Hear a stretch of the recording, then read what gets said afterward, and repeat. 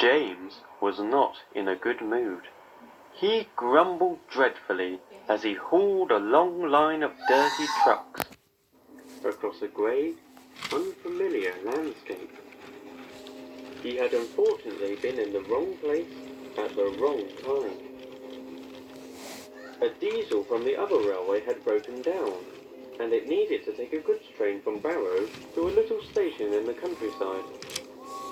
James had been at Barrow when the news came in, and as the only engine available, what came next was inevitable. To James, pulling trucks was bad enough. Pulling dirty trucks was even worse. But pulling dirty trucks in an unfamiliar environment on a railway that had thrown this kind of engine onto the scrap heap felt like a living hell. James knew better, however, than to try and make a huge fuss. It would not only make things worse for him, but would also attract the Fat Controller's attention, and not in a good way. Besides, the station wasn't too far from Barrow, and all he had to do was leave the truck, refill on coal and water, and then he could return to the sanctuary that was the island of Sogol. Soon, it was a small, simple one, with 2 platforms, but overall seemed well kept after. The station master stood waiting as James pulled up. "Oh, thank you very much," he said. "I was worried this wouldn't come in when that diesel broke down. Good thing you were around. There's a water tower and coal bunker over there." He pointed to a set of sidings behind the opposite platform from his. James could make out the tower and bunker, only slightly illuminated by the station lights. He could also see several boxy shapes lined up on one of the tracks. James assumed they were a line of vans, but upon closer inspection, he found out he was wrong. The boxy shapes were not vans, or rolling stock of any kind. They were actually a long line of diesels. James recognized them as Class 08 shunters. He had seen many of them at Barrow's yards. From what he heard, they were one of the most efficient modern shunters, as well as one of the other railway's most successful diesel designs. It was odd, though, that so many shunters would be here. A little station like this shouldn't need that many. Once he had shunted his trucks away, James steamed over to the water tower and coal bunker. The diesel stood in front of him, on the opposite siding. James didn't make eye contact. He was not in the mood for a conversation. So he sat there, waiting, as his crew went about refilling his tender. I can't remember the last time I saw a steam engine here. James looked up. There were no people around, other than his driver and fireman, and he knew that voice wasn't theirs. James glanced over at the diesel, at the front of the line, staring blankly at him, its eyes weary and lifeless. James also noticed its body, rusty and dirty. It would seem it hasn't been cleaned in a long time. Then again, most shunters James saw were rarely looked after, in terms of their appearances, so he didn't think much of it. "What's it to you?" he grunted rudely. The diesel said nothing for a moment. It looked at the red engine all over. You are quite a sight around here. Never seen a steam engine so clean, nor in such a bright colour. Well, my railway has taste when it comes to liveries. Is that so? Where are you from? Sodor. So that's why you looked so familiar. James stared. The second voice came from behind the diesel, from the second one in the line. It wasn't as rusty as the first, and James could tell it had once been in a black livery. Then he looked at its face and gasped. It was a face he had seen before. Diesel? It was him, and yet he looked so different. It didn't seem like the devious, deceptive shunter he and the other engines saw all those years ago. Instead, he looked tired, sad, and quite lonely. Oh, so you two have met? I was on his railway long ago for a brief time.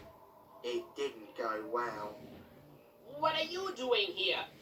In fact, what are all of you doing here? Why would a station and yard this small need so many shunters? And who said we were shunters here? James raised an eyebrow. That was an unusual response. What do you mean?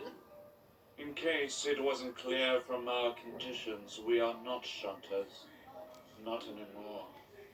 We have all been put here to await our inevitable fates. Now, James was even more confused, and also a little nervous. The tone in this Diesel's voice was starting to make him feel uneasy. But he tried not to show it. What fate? The Diesel gave a groan, filled with frustration. Is that why you weren't on his railway long, Diesel? He was that blind and brainless it was driving you insane. He was interrupted by James as he let off steam furiously. For your information, that Diesel tried to frame one of our engines, but we found him out and kicked him off our island.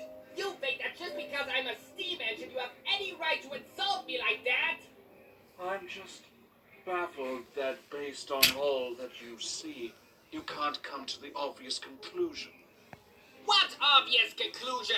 That we are all going to be scrapped, James.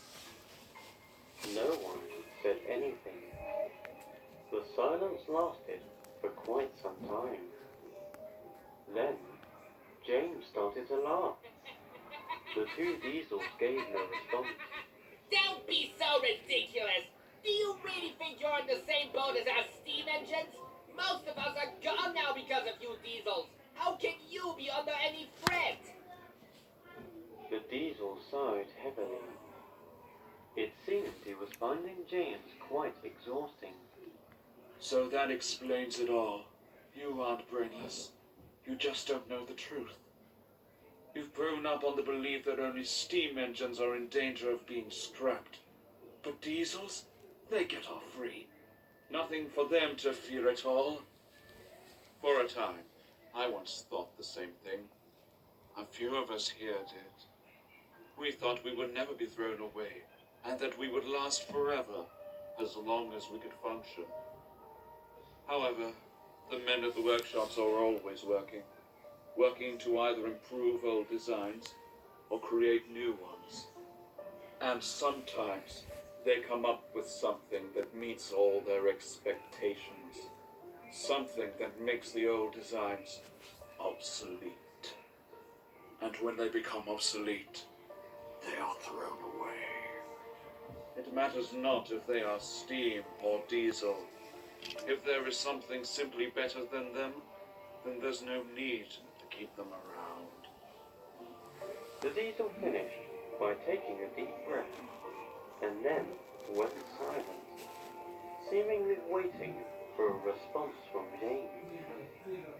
James didn't say anything. He had been listening closely and was thinking it all through.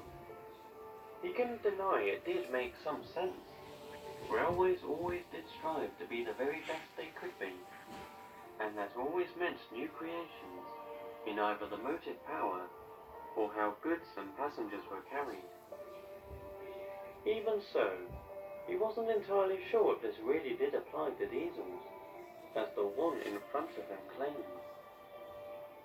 Diesel was watching the red engine closely, and could tell exactly what he was thinking. If you still don't believe what the engine is saying, how do you explain that over there? His eyes turned to his left. James looked over to what he was referring to. And then he froze. What? What? What he saw couldn't be real. There was no way it was. There, on the ground alone, stood the rusted remains of a diesel. The same kind as the ones that stood before him. It was faceless, had no wheels or buttons. It was nothing more than an empty shell. That poor engine was cut up 2 days ago. He accepted it, but only hoped it would be quick and painless.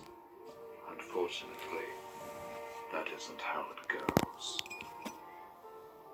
James felt sick in the boiler. He looked at the long line of diesels, most of which hadn't spoken once, or even responded to anything that had been said. He could only imagine now how they must feel. Lonely and worthless. James for many years had made his distaste of diesels very clear. He thought almost all of them were rude, disrespectful, and troublesome. There were exceptions, of course. Boko, Bear, Mavis, and even Daisy. But they were a minority. What he didn't make public, though, was that to some extent, he wished that diesels also faced the scrapyard. That way, they would get a taste of their own medicine.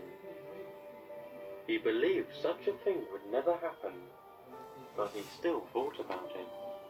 Now, he had come to the realization that what he had wished for was happening, and yet, it felt wrong. It was horrific and undeserved, even for Diesel. What he did all those years ago was truly disgraceful. But this was too far as a punishment. No engine should ever have to go through this. Just then, James's crew entered his camp. He had been fully refilled with coal and water, and it was now time to leave. James looked over at the diesels one final time, who just stared blankly back. Just as the driver opened the regulator, James spoke quietly. I'm sorry. Without saying any more, James puffed out of the siding and began his long journey back home.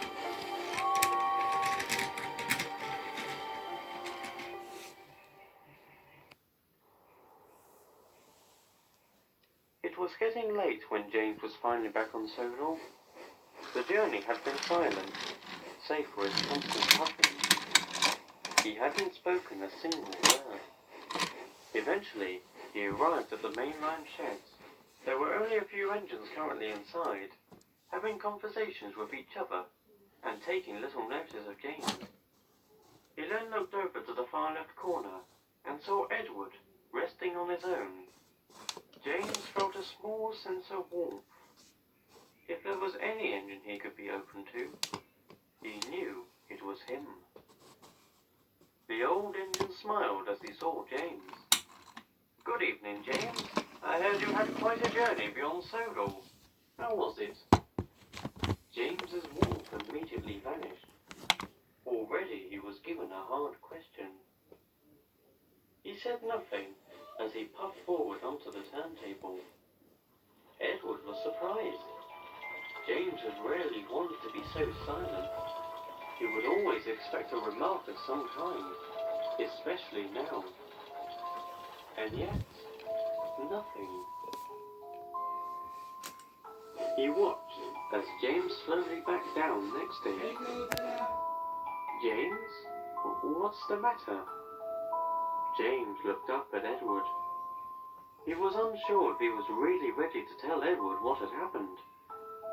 But he knew Edward was worried, and saying nothing wouldn't get rid of that. So, he took a deep breath and told him everything. He told him about Diesel, about the other shunters, about what they said, and how he had learned a cold, hard truth that struck back so many things he had believed for years. Edward listened carefully. Oh, I'm sorry, James.